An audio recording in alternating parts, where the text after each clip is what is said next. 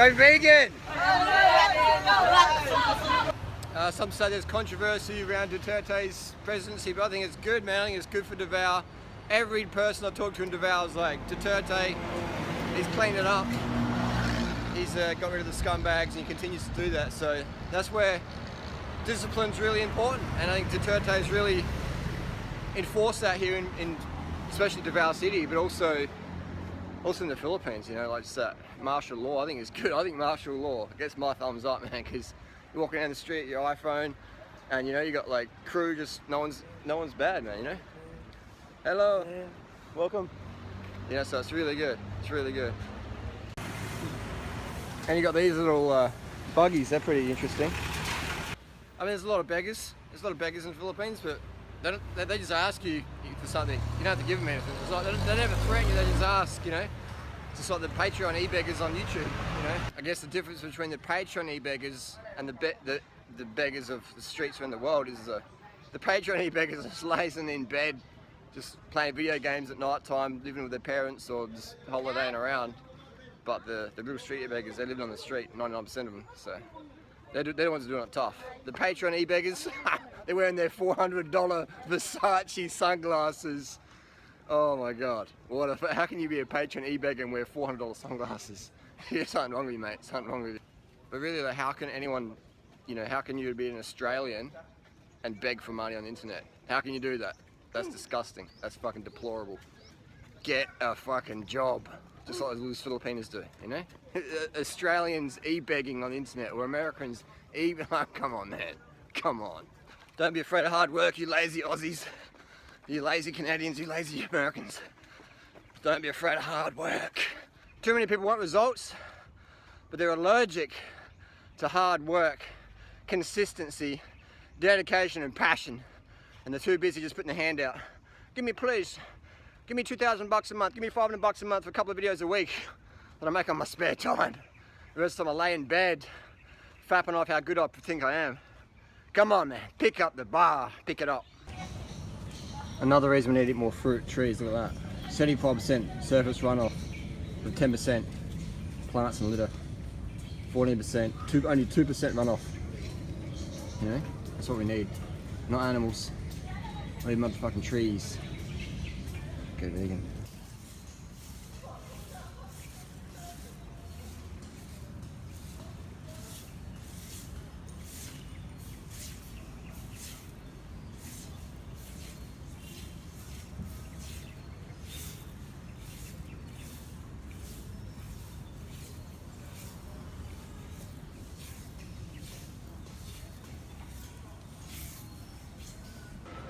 If I'm honest, I think I feel safer in Davao City than I do in Adelaide, where I live. Adelaide's a pretty safe city, but Davao was voted second safest city in Asia, behind Singapore. So there was some police officers just over here before, and they said, "Good morning, sir, good morning."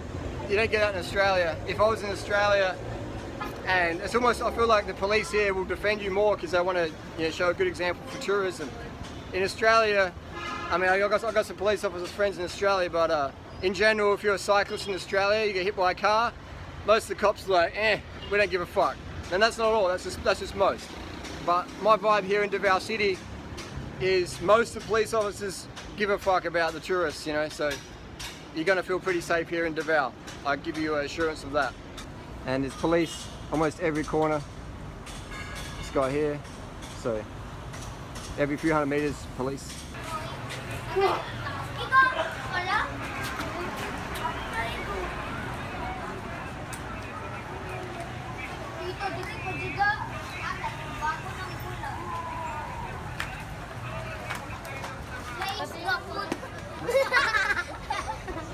They just throw they play the little game, they throw the little thing.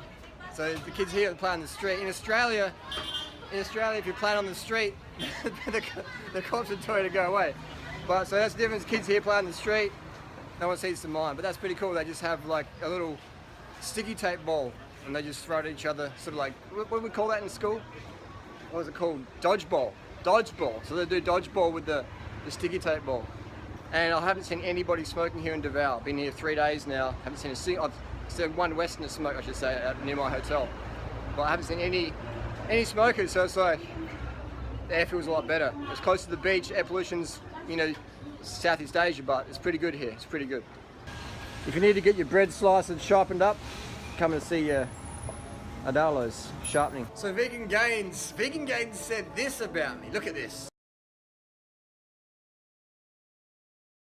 So Vegan Gains will do the debate, like I said he would, but only if he gets $5,000. That's what Vegan Gains has all become about. Just about the money. These ebook strong, money strong. I don't know, I disagree with that. I don't need $5,000 to debate anyone who's critical of my teachings.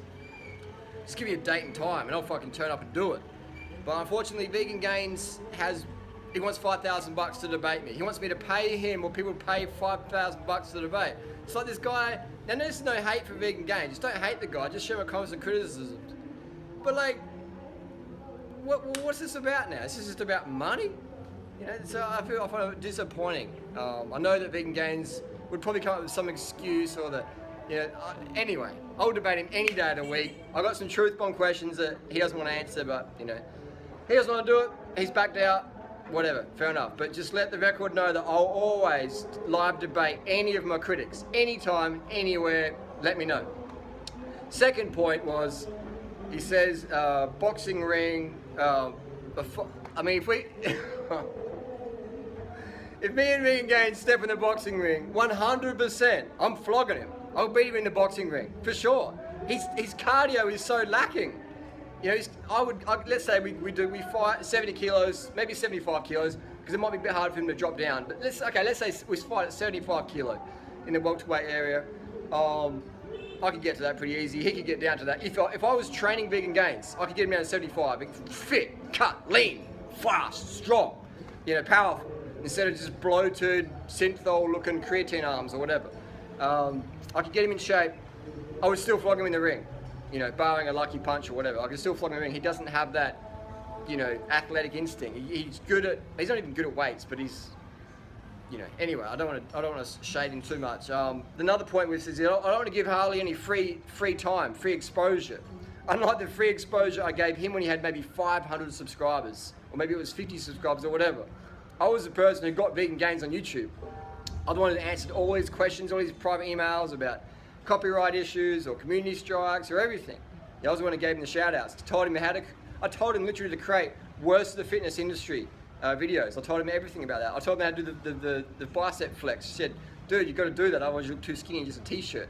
And all the fake natty lovers won't believe what you're saying. Anyway, so Vegan Gains is backed out of the debate. He's used some monetary excuse. He's backed out of the boxing ring. I'll do that anytime. I'll even fly to Toronto for it, because I was going to go to Toronto anyway at some point. But he should just come to Thailand. Yeah, that'd be better. But anyway, I'll make it happen in whatever way. I don't look for excuses. I look for results. And Vegan Gains, to anyone out there, when you lose your excuses, you'll find your results. Step up to the plate. Don't fear challenges.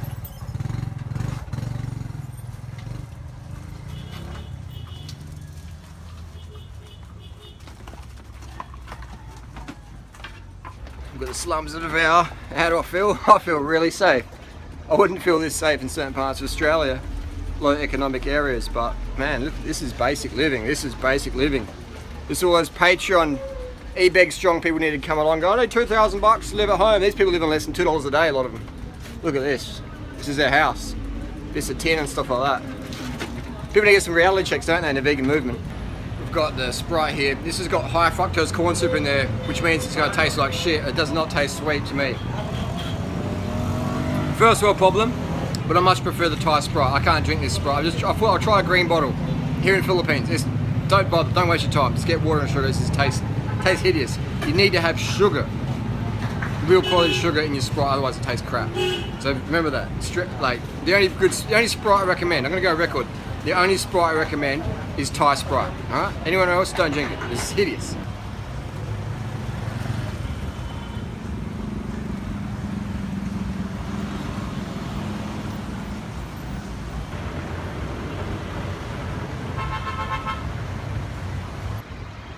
Fucking lean, bruh. He is fucking lean.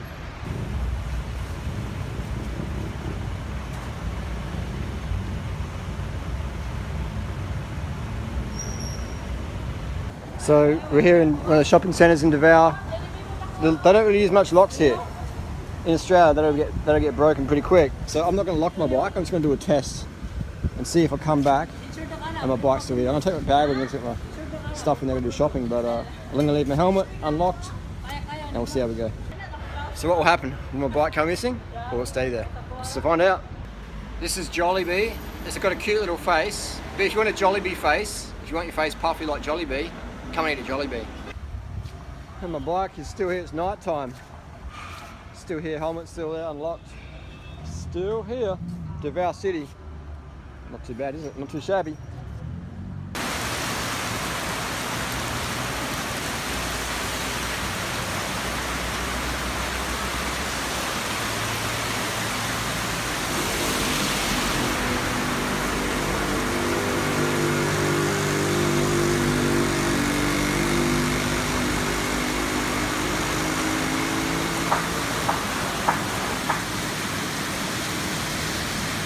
The most epic fucking rainstorm. The roads were flooded.